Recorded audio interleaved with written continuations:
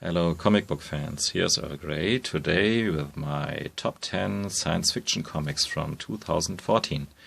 Starting with the comics that didn't have got on my top 10 list, the honorable mentions.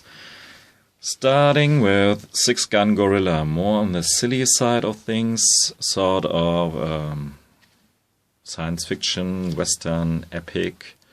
The end was a bit rushed, but else it was a very satisfying read. Funny, goofy.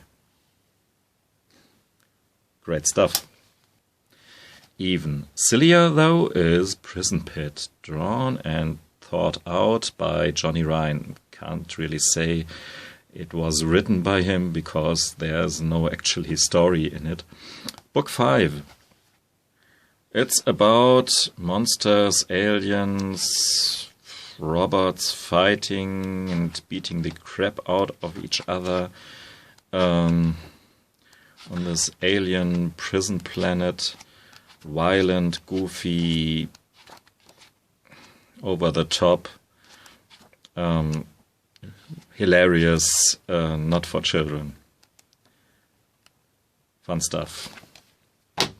So, last honorable mention is Void, drawn by Sean Phillips, written by Eric Hanna.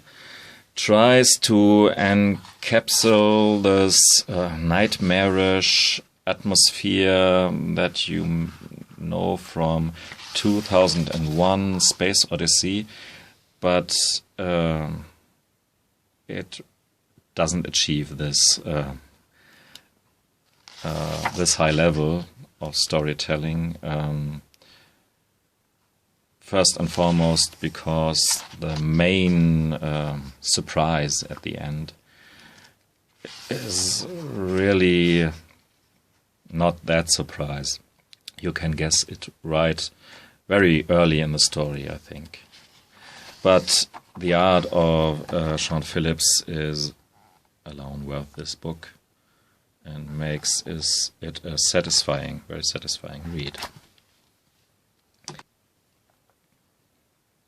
Coming in on 10, a new story with Storm.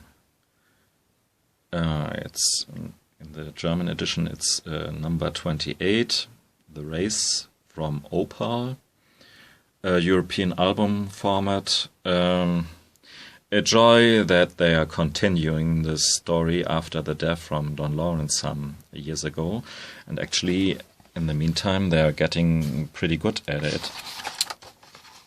The creators here, Dick Matena, who wrote old stories from Storm 2, and this is the artist, Romano Molinar, and the colorist, who is pretty important for Storm comics, Jörg de Vos. So we have a fascinating enhancement of the Storm universe that looks amazing, even though I think the story is not so amazing. But there are some crazy, funny ideas how this future world, somewhere else in the universe, functions and looks. Okay. Glad that this story continues. Now to number 9. Planet of the Apes. That was this series that was concluded 2014. And Planet of the Apes Cataclysm. If I have to choose one of these two, I would have chosen this. Yeah, I already did a panellogy video about the fantastic Boom Studio Apes books, so go for it and watch this. Coming in on 8, it's Wonton Soup by James Stokoe. Thick book, published by Oni Press. In black, grey and white.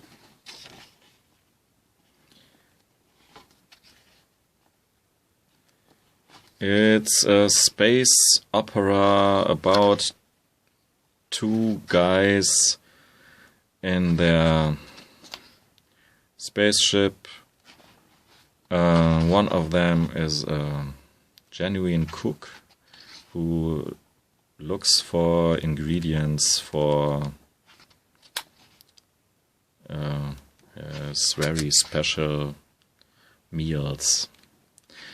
And I like this kind of stories where it's not about big things like an apocalypse or universe-wide wars or something like this, but more about everyday life, even if it's done in this silly vein. But I like this lightheartedness, and you may see a bit influence from his buddy Brandon Graham too, or maybe the influence goes in the other direction, I don't know.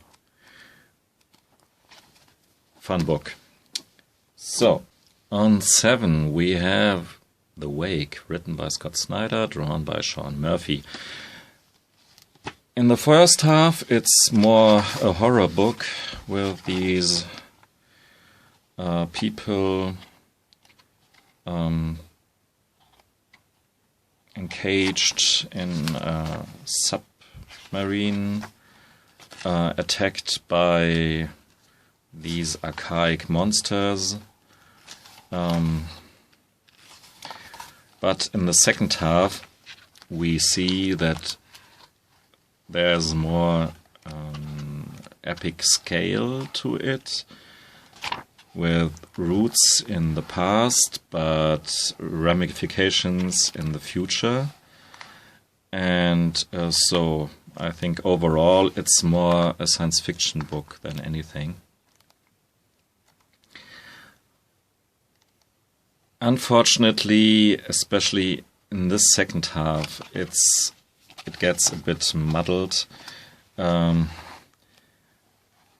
really don't know exactly what to make out of the ending, though I sort of get the plot, how it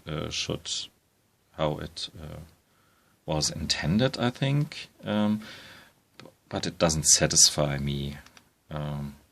Left too much questions open to get higher in my list, but somehow that's a pity if you look at this beautiful Sean Murphy art and the world that he creates here. Totally other thing here, and I'm not sure if this is right here in the science fiction top 10. Manhattan Projects, written by Jonathan Hickman, of course, and drawn by Nick Pitara. What happens if science goes wrong? Very wrong and goofy. And Einstein and Oppenheimer doing very wrong things. And yeah, science goes bad in a bad way. Coming in on 5, it's Prophet, Volume 3, Empire. Written by Brandon Graham, who did this cover too, and drawn by multiple of very good artists that flesh out the strange universe about this guy John Prophet, who was invented by Rob Liefeld back in the day. Like you all know, maybe you want to watch my Brandon Graham video, and there I show you a bit more and discuss this book in more detail. Highest recommendation to this one. And of course for this book here too, on place 4, Multiple Warheads by Brandon Graham. Like this James Stokoe book I've shown you a bit earlier, it has this heavy manga influence. This told very fluidly. A science fiction, a road movie about this guy driving around, flying around, and trading things, looking on the forbidden zones in his very fascinating world.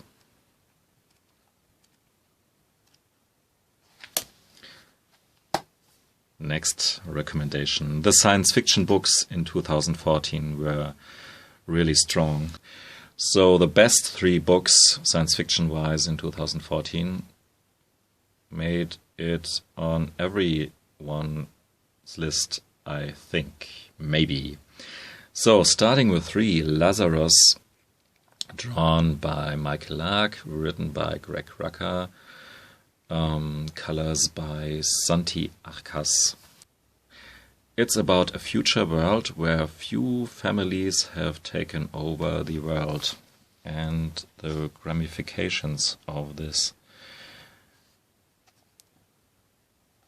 Every family seems to have one genetically enhanced and engineered person that has emotions but can fight like nobody else and has to defend these families.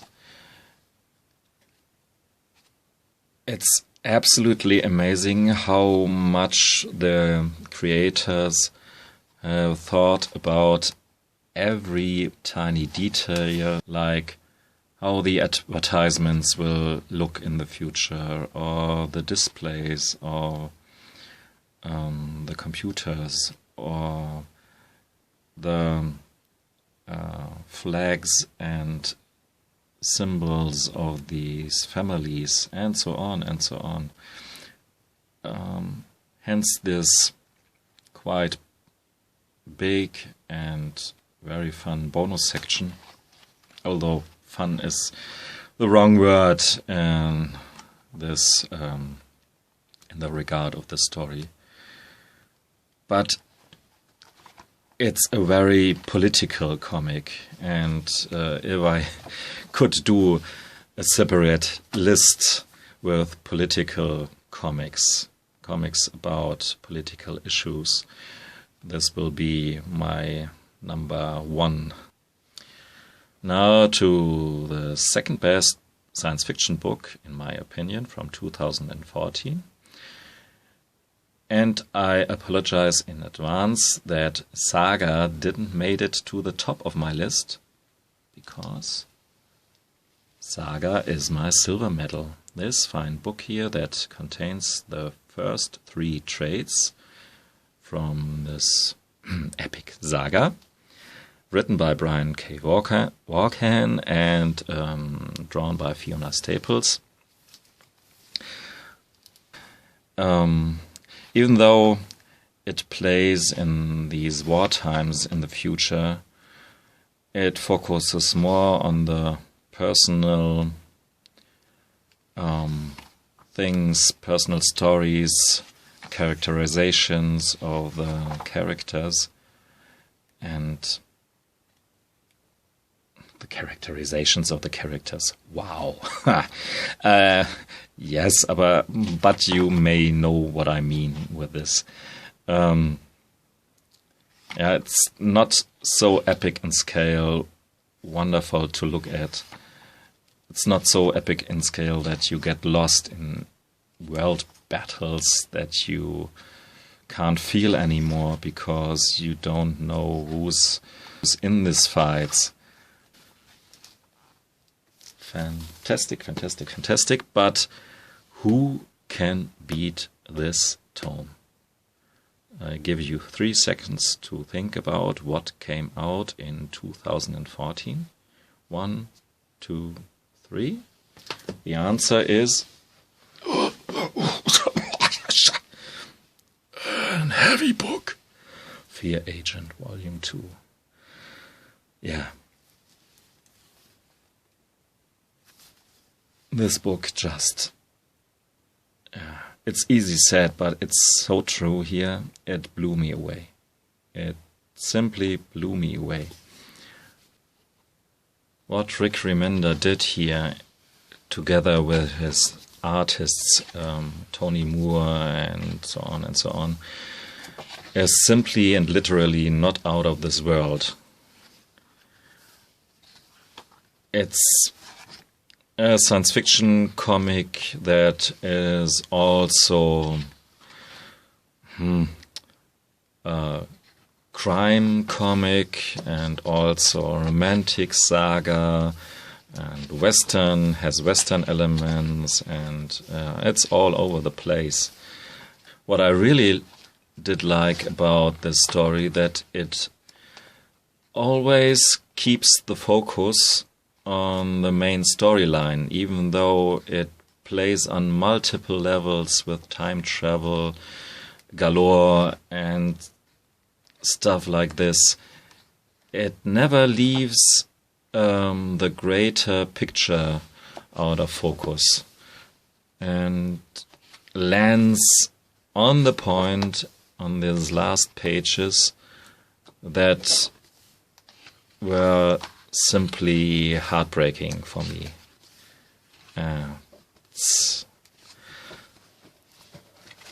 It's something you should read if you never have heard of Fear Agent or never read it. Surely as hell you have heard about this. But read it and savor it. There's nothing like this story. Maybe Saga will achieve a comparable level in the future. That's really possible. But it's not done yet. So, Fear Agent Volume 2 is my favorite science fiction book of the year 2014. Thanks for listening and watching. Goodbye.